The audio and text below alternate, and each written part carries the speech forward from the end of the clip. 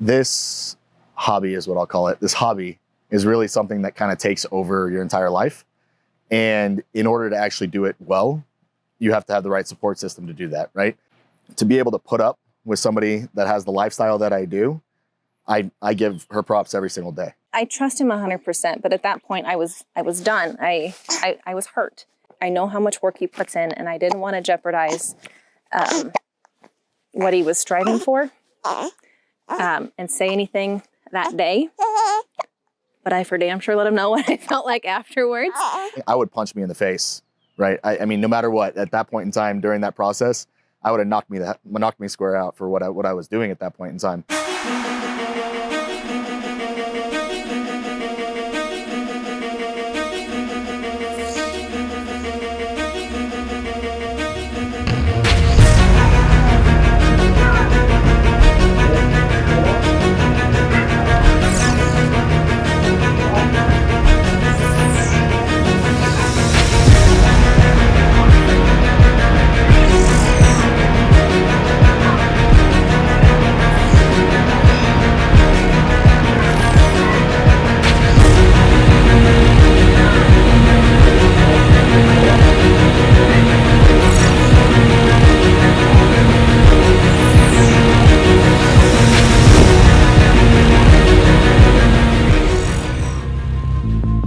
Well, at first it's a trial and error with any athlete.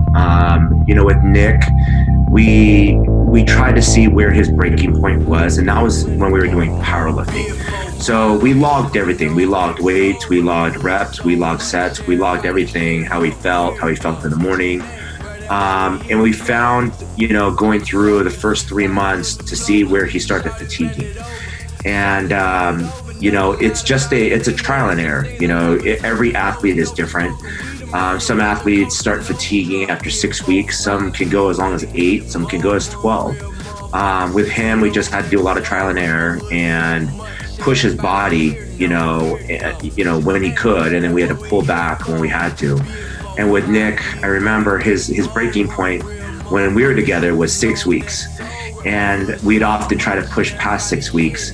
To the 7th week, he said, "Hey, I felt good." And, I know he felt good because he's riding high, Every time we try to push it past the sixth week and go to the 7th week, all his weights went down.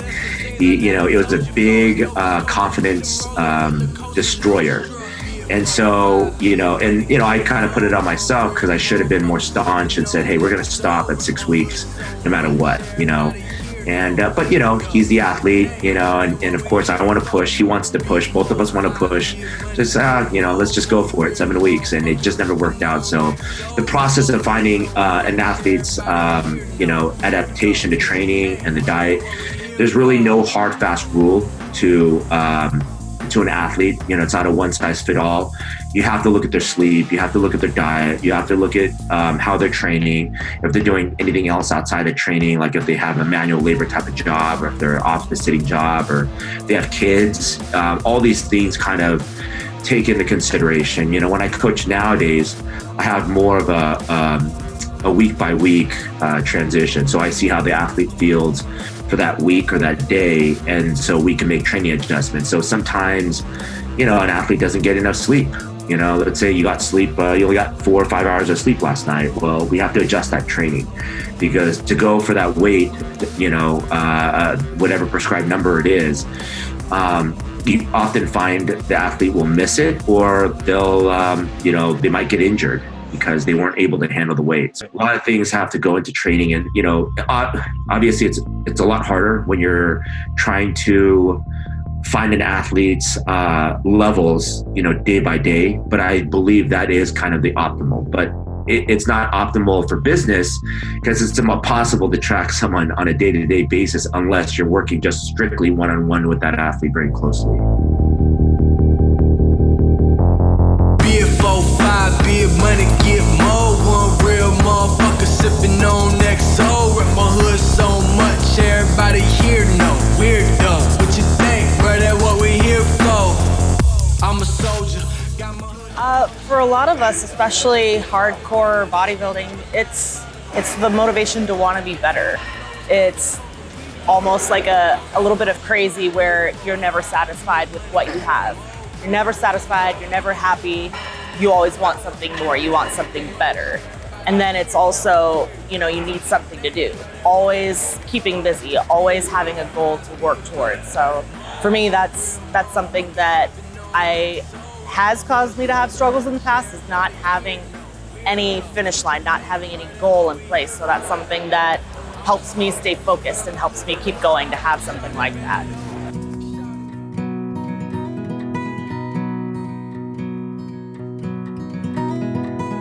The last competition that he did was hard.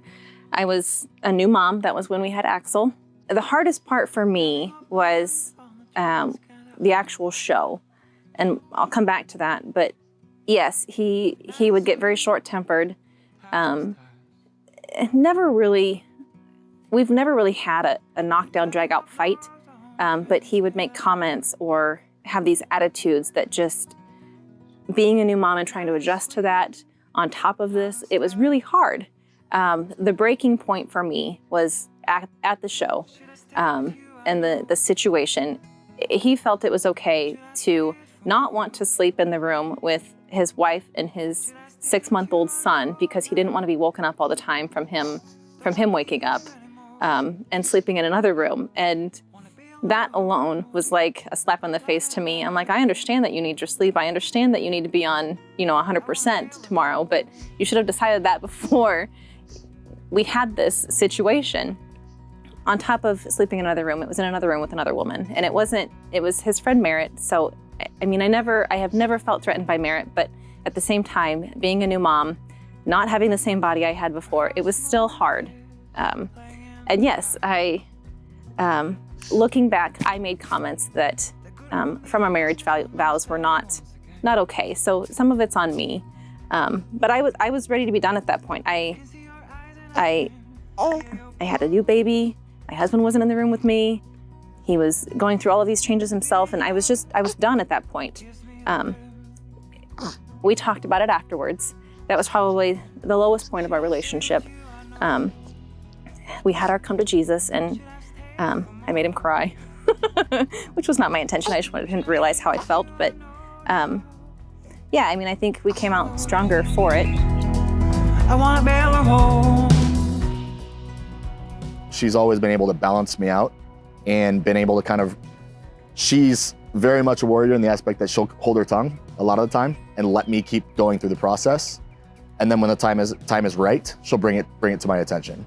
And so for her to be able to just take it on the chin and allow me to go through the process it speaks volumes, right? So definitely in that aspect, it's one of the many qualities about her that I love, but it's one of those things that just shows you how much support you actually have from somebody. And I think that's necessary, whether you're bodybuilding or whatever it might be, when it comes to your spouse. I don't have a problem checking him now. If he's acting like an asshole, I'll tell him, check your shit. If something were to happen at the show, I probably won't hold my tongue until the end of the show. And I would probably let it jeopardize his pro card over our marriage, I